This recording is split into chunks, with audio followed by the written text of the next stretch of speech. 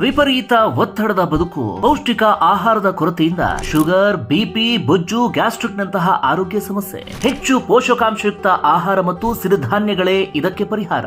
Millets ಚೂರ್ಣಂ ಇಂದಿನ ವೇಗದ ಬದುಕಿಗೆ ಪುರಾತನ ಪೋಷಣೆಯ ಶಕ್ತಿ. ಇದು ಸಿರಿಧಾನ್ಯ, ಡ್ರೈ ಫ್ರೂಟ್ಸ್, ಮೊಳಕೆ ಕಾಳುಗಳು, ಧಾನ್ಯ ಮತ್ತು ಸೀಡ್ಸ್ ಇಂದ ಸಮೃದ್ಧವಾಗಿದೆ. ಬನ್ನಿ ಮತ್ತೆ ಸಾಂಪ್ರದಾಯಿಕ ಸಿರಿಧಾನ್ಯಗಳಿಗೆ ಮರಳೋಣ.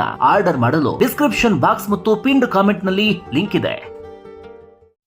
ಬಂಧುಗಳೇ ನಮಸ್ಕಾರ, ಹೇಗಿದ್ದೀರಿ ನೀವೆಲ್ಲರೂ? ನಾನು ಸುಬ್ರಹ್ಮಣ್ಯ ಎಸ್ ಹಂಡಿಗೆ. ಬಂಧುಗಳೇ, ಇತ್ತೀಚೆಗೆ ನಮ್ಮ ರಾಜ್ಯದಲ್ಲಿ ಇಂತಹ ಘಟನೆಗಳ ಸಂಖ್ಯೆ ಜಾಸ್ತಿ ಆಗೋದಕ್ಕೆ ಶುರುವಾಗಿದೆ. ಇದು ಕಾನೂನು ಸುವ್ಯವಸ್ಥೆಯ ವೈಫಲ್ಯವೋ ಅಥವಾ ಇನ್ಯಾವ ಕಾರಣವೋ ಗೊತ್ತಿಲ್ಲ, ಪ್ರತಿದಿನ ಇಂತಹ ಒಂದಲ್ಲ ಒಂದು ಸುದ್ದಿಯನ್ನ ನಾವೆಲ್ಲರೂ ಕೂಡ ಕೇಳ್ತಾನೆ ಇದ್ದೇವೆ.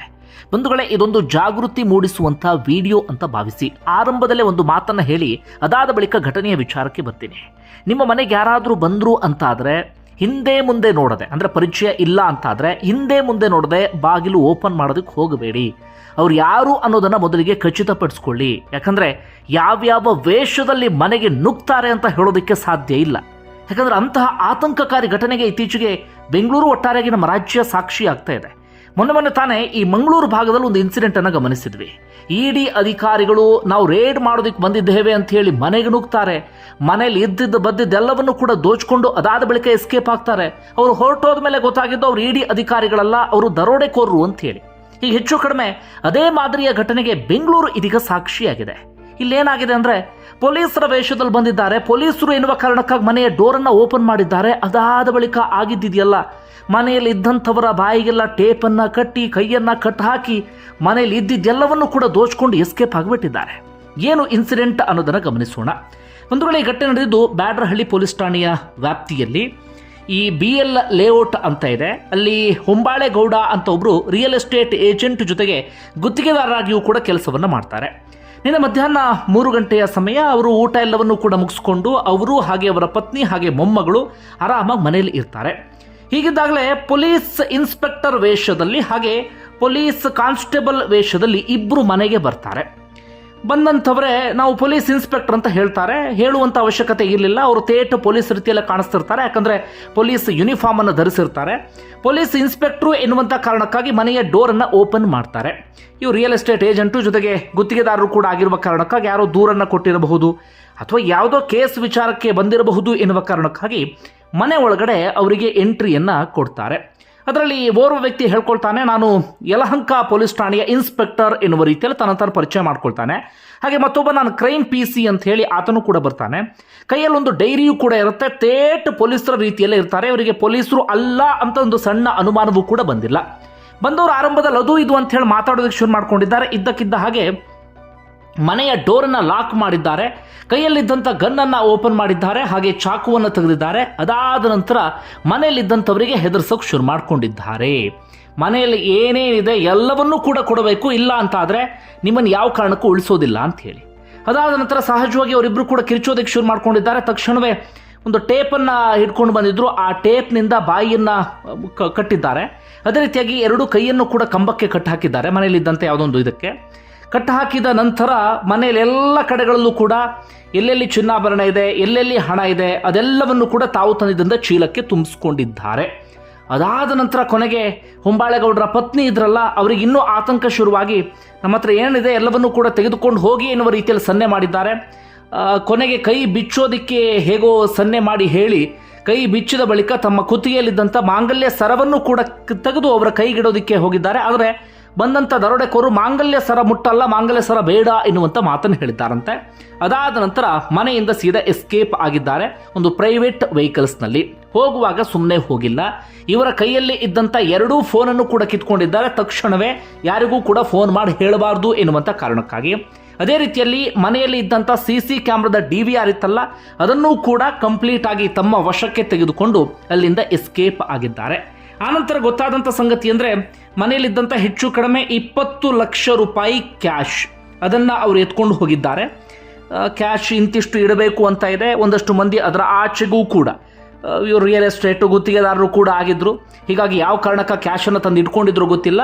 20 ಲಕ್ಷ ರೂಪಾಯಿ ಕ್ಯಾಶ್ ಇತ್ತು. ಎಲ್ಲೆಲ್ಲಿತ್ತು ಅದೆಲ್ಲವನ್ನು ಕೂಡ ಜಾಲಾಡಿ 20 ಲಕ್ಷ ರೂಪಾಯಿ ಕ್ಯಾಶನ್ನು ಎತ್ಕೊಂಡು ಹೋಗಿದ್ದಾರೆ. ಅದೇ ರೀತಿಯಾಗಿ ಅರ್ಧ ಕೆಜಿ ಚಿನ್ನವನ್ನು ಎತ್ಕೊಂಡು ಹೋಗಿಬಿಟ್ಟಿದ್ದಾರೆ.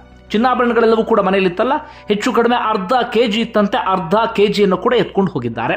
ಅರ್ಧ ಕೆಜಿ ಚಿನ್ನಕ್ಕೆ ಈಗಿನ ರೇಟ್ನಲ್ಲಿ ಎಷ್ಟಾಗುತ್ತೆ ಅನ್ನೋದನ್ನು ನೀವೇ ಲೆಕ್ಕ ಹಾಕಿ. ಈ ರೀತಿಯಾಗಿ ಸ್ವಲ್ಪ ಹೊತ್ತಿಗೆ ಯಾರ ಕಣ್ಣಿಗೂ ಕೂಡ ಕಾಣದ ರೀತಿಯಲ್ಲಿ ಅವರು ಎಸ್ಕೇಪ್ ಆಗಿಬಿಟ್ಟಿದ್ದಾರೆ.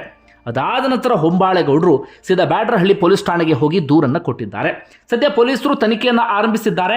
ಪ್ರಾಥಮಿಕವಾಗಿ ಯಾವುದೇ ಸುಳಿವು ಕೂಡ ಸಿಕ್ಕಿಲ್ಲ, ಯಾಕಂದರೆ CC ಕ್ಯಾಮ್ರಾದ DVR ಅನ್ನು ಎತ್ಕೊಂಡು ಹೋಗಿದ್ದಾರೆ. ಹೀಗಾಗಿ ಅಕ್ಕಪಕ್ಕದ ರಸ್ತೆಗಳಲ್ಲಿ ಯಾವ್ಯಾವ CC ಕ್ಯಾಮ್ರಾ ಇದೆ ಅದನ್ನು ಪರಿಶೀಲನೆ ಮಾಡುವಂಥ ಕೆಲಸವನ್ನು ಮಾಡ್ತಿದ್ದಾರೆ. ಈ ಮೂಲಕ ವೆಹಿಕಲ್ ಯಾವುದು ಏನು ಎತ್ತ ಅಂತ ಟ್ರ್ಯಾಕ್ ಮಾಡ್ತಾ ಇದ್ದಾರೆ. ಬಹಳ ಕಷ್ಟ ಏನಲ್ಲ ಆ ದೊರಡೆಕೋರನ್ನು ಪತ್ತೆ ಹಚ್ಚೋದು. ಈ CC ಕ್ಯಾಮ್ರಾ ದೃಶ್ಯದ ಆಧಾರದ ಮೇಲೆ ಇನ್ನೊಂದಷ್ಟು ವೈಜ್ಞಾನಿಕವಾದಂಥ ಸಾಕ್ಷ್ಯಾಧಾರಗಳ ಆಧಾರದ ಮೇಲೆ ಅವ್ರನ್ನ ಪತ್ತೆ ಹಚ್ಚುವಂಥ ಕೆಲಸವನ್ನು ಪೊಲೀಸರೇನೋ ಮಾಡ್ತಾರೆ. ಆದರೆ ಆತಂಕಕಾರಿ ವಿಚಾರ ಅಂದರೆ ಇದೆ, ಈಗ ಯಾರನ್ನು ನಂಬಿ ಮನೆಯೊಳಗಡೆ ಬಿಡೋದು ಎನ್ನುವಂಥ ಆತಂಕ ಜನರಿಗೆ ಶುರುವಾಗಿಬಿಟ್ಟಿದೆ. ಮೊದಲೇ ಜನರಿಗೊಂದು ಭಯ ಇದ್ದೇ ಇತ್ತು, ಯಾವಾಗ ಕಳ್ತನ ಬೇಕಾದ್ರೆ ಆಗ್ಬೋದು, ಯಾವ ಬೇಕಾದರೂ ದರೋಡೆ ಆಗಬಹುದು ಎನ್ನುವ ರೀತಿಯಲ್ಲಿ. ಆದರೆ ಈಗಂತೂ ಚಿನ್ನದ ರೇಟ್ ಅಂತೂ ಮಿತಿ ಮೀರಿ ಹೋಗಿಬಿಟ್ಟಿದೆ. ಇದಾದ ಬಳಿಕ ಅಂತೂ ಈಗ ಚಿನ್ನವನ್ನು ದೋಚುವಂಥವರ ಸಂಖ್ಯೆ ಜಾಸ್ತಿ ಆಗಿಬಿಟ್ಟಿದೆ.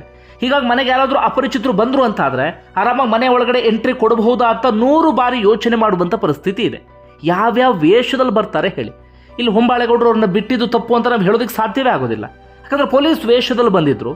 ಪೊಲೀಸರು ಅಂದಾಗ ಸಹಜವಾಗಿ ಎಲ್ಲರೂ ಕೂಡ ಮನೆ ಒಳಗಡೆ ಎಂಟ್ರಿ ಕೊಡಿಸ್ತಾರೆ. ಇಲ್ಲಾಂದರೆ ಮುಂದೆ ಕಾನೂನು ಸಂಘರ್ಷ ಆಗ್ಬೋದು ಅಥವಾ ಯಾವುದೇ ರೀತಿಯಲ್ಲಿ ಸಮಸ್ಯೆ ಆಗಬಹುದು ಎನ್ನುವಂಥ ರೀತಿಯಲ್ಲಿ ಇವರು ಕೂಡ ಅದೇ ರೀತಿಯಾಗಿ ಮನೆ ಒಳಗಡೆ ಬಿಟ್ಕೊಂಡಿದ್ದಾರೆ. ಬಿಟ್ಕೊಂಡು ಸ್ವಲ್ಪ ಹೊತ್ತಿಗೆ ಅವರಿಬ್ಬರು ಕೂಡ ಬಾಲ ಬಿಚ್ಚುವಂಥ ಕೆಲಸವನ್ನು ಮಾಡಿಬಿಟ್ಟಿದ್ದಾರೆ. ಈ ರೀತಿಯಾದಂಥ ಘಟನೆಗೆ ಇದೀಗ ಬೆಂಗಳೂರು ಸಾಕ್ಷಿಯಾಗಿದೆ. ಸಹಜವಾಗಿ ಜೋರಾಗಿ ಚರ್ಚೆ ಆಗ್ತಿರುವಂತಹ ಪ್ರಕರಣ ಇದು. ಜನರಲ್ಲೂ ಕೂಡ ಆತಂಕವನ್ನು ಮೂಡಿಸ್ತಾ ಇರುವಂಥ ಪ್ರಕರಣ ಕೂಡ ಹೌದು. ಈಗ ನಮ್ಮಲ್ಲಿ ಮೂಡ್ತಿರುವಂಥ ಪ್ರಶ್ನೆ ಅಂದರೆ ಯಾಕೆ ಇಂತಹ ಪ್ರಕರಣಗಳ ಸಂಖ್ಯೆ ಇತ್ತೀಚೆಗೆ ಜಾಸ್ತಿ ಆಗ್ತಿದೆ ಅಂತ ನೋಡಿದ್ರೆ, ರಸ್ತೆಯಲ್ಲಿ ATM ವಾಹನವನ್ನೇ ಕಳ್ತನ ಮಾಡ್ತಾರೆ, ATM ಮಷೀನನ್ನೇ ಕಳ್ತನ ಮಾಡಿಬಿಡ್ತಾರೆ. ಇಲ್ಲ ಅಂತಂದರೆ ಈ ರೀತಿಯಾಗಿ ಮನೆಗೆ ನುಗ್ಗಿ ದೋಚಿಬಿಡ್ತಾರೆ. ಇಲ್ಲ ದಾರಿಲಿ ಹೋಗುವಂಥ ಸಂದರ್ಭದಲ್ಲಿ ಕಳ್ತನ ಅಥವಾ ದೋಚ್ಕೊಂಡು ಹೋಗೋದು, ಇಂಥ ಪ್ರಕರಣಗಳ ಸಂಖ್ಯೆಯೂ ಕೂಡ ಜಾಸ್ತಿ ಆಗ್ತಾ ಇದೆ. ಒಂದು ಕಾನೂನು ಸುವ್ಯವಸ್ಥೆ ವೈಫಲ್ಯ ಸಹಜವಾಗಿದ್ದೇ ಇದೆ. ಯಾಕಂದರೆ ಈ ರೀತಿಯಾಗಿ ದರೋಡೆ ಮಾಡುವಂಥವರಿಗೆ ಅಥವಾ ಕಳ್ತನ ಮಾಡುವಂಥವರಿಗೆ ಸ್ವಲ್ಪನಾದರೂ ಕೂಡ ಕಾನೂನು ಬಗ್ಗೆ ಭಯ ಇರಬೇಕು, ನಮಗೆ ಸಮಸ್ಯೆ ಆಗುತ್ತೆ ಎನ್ನುವ ರೀತಿಯಲ್ಲಿ. ಆದರೆ ಇವರಿಗೆ ಸಣ್ಣ ಆತಂಕವೂ ಕೂಡ ಇಲ್ಲ ಅಂತಾದರೆ ಇದು ಕಾನೂನು ಸುವ್ಯವಸ್ಥೆ ವೈಫಲ್ಯ ಅಲ್ಲದೆ ಇನ್ನೇನೂ ಕೂಡ ಅಲ್ಲದೆ ಇರೋದಕ್ಕೆ ಸಾಧ್ಯವೇ ಇಲ್ಲ. ಇನ್ನೊಂದೇನಪ್ಪ ಅಂದರೆ ಇತ್ತೀಚೆಗೆ ಸೋಮಾರಿಗಳ ಸಂಖ್ಯೆ ಜಾಸ್ತಿ ಆಗಿದೆ ಅನಿಸುತ್ತೆ. ಅಂದರೆ ದುಡಿಯೋದಕ್ಕೆ ಮನಸ್ಸಿಲ್ಲ, ಈ ರೀತಿಯಾಗಿ ಸುಲಭ ಮಾರ್ಗವನ್ನು ಆಯ್ಕೆ ಮಾಡ್ಕೊಳ್ತಿರಬಹುದು, ಅಥವಾ ಐಷಾರಾಮಿ ಬದುಕಿನ ಆಸೆಯ ಕಾರಣಕ್ಕಾಗಿ ಹೀಗೆ ಮಾಡ್ತಿದ್ದಾರೋ, ಅಥವಾ ನಿರುದ್ಯೋಗ ಸಮಸ್ಯೆ ಜಾಸ್ತಿ ಆದಂಥ ಕಾರಣಕ್ಕಾಗಿ ಎಲ್ಲೂ ಉದ್ಯೋಗ ಸಿಗದೆ ಕೊನೆಗೆ ಇಂತಹ ದಾರಿಯನ್ನು ಹುಡ್ಕೊಂಡಿದ್ದಾರೋ. ಅದೇನೇ ಆಗಲಿ, ಇದ್ಯಾವುದು ಕೂಡ ಅವರ ದರೋಡೆ ಅಥವಾ ಕಳ್ತನಕ್ಕೆ ಸಮರ್ಥನೆ ಮಾಡಿಕೊಳ್ಳುವಂಥ ವಿಚಾರ ಅಂತೂ ಅಲ್ಲವೇ ಅಲ್ಲ. ಒಟ್ಟಾರೆಯಾಗಿ ಪ್ರಕರಣಗಳ ಸಂಖ್ಯೆ ಜಾಸ್ತಿ ಆಗಿದೆ. ನಾನು ಆ ಕಾರಣಕ್ಕಾಗಿ ಆರಂಭದಿಂದ ಹೇಳ್ತಾ ಇದ್ದಿದ್ದು, ಆದಷ್ಟು ಎಚ್ಚರಿಕೆಯಿಂದ ಇರಿ. ಮನೆಗೆ ಯಾರಾದರೂ ಅಪರಿಚಿತರು ಬಂದರು ಅಂತಾದರೆ ತಕ್ಷಣವೇ ಡೋರನ್ನು ಓಪನ್ ಮಾಡೋದಕ್ಕೆ ಹೋಗಬೇಡಿ. ಅವ್ರನ್ನೆಲ್ಲಾದರೂ ಕಿಟಕಿಯ ಮೂಲಕವೋ ಅಥವಾ ಇನ್ನೊಂದು ಯಾವುದೋ ರೀತಿಯಲ್ಲಿ ಅವ್ರನ್ನ ನೋಡೋದಕ್ಕೆ ಅವಕಾಶ ಸಿಕ್ತು ಅಂತ ಅವ್ರು ನೋಡಿ ಸರಿಯಾಗಿ ಯಾರು ಏನು ಎತ್ತ ಅಂತ ವಿಚಾರಿಸಿ ಅದಾದ ಬಳಿಕ ಮನೆಯ ಒಳಗಡೆ ಬಿಟ್ಕೊಳ್ಳಿ.